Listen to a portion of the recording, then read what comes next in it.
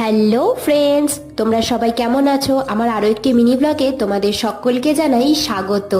তো আজকে সকালে স্নান টান সেরে এখন তারাপীঠ মন্দিরে চলে এসেছি।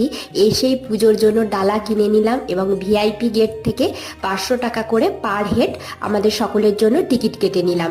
এবার মাকে পুজো দেওয়ার পালা। আর পুকুরের ওই সাইডটা দিয়ে গেছে জেনারেল লাইন। ভিআইপি লাইনে 2.5 থেকে 3 ঘন্টা দাঁড়ানোর পর মাকে পুজো দেওয়ার সৌভাগ্য হলো। পুজো দেওয়ার সময় এই বাইরে থেকেই অঞ্জলি দিতে দিতে নিয়ে যাচ্ছিল। আর তারপরে এই নাট মন্দিরে কিছুক্ষণ বসে নিলাম। পুজো দেওয়ার পর যেমন ভিড় তেমনই গরম ছিল। তারাপীঠের বাকি ভিডিওগুলো পরবর্তী শর্টসে তোমাদের সাথে শেয়ার করব।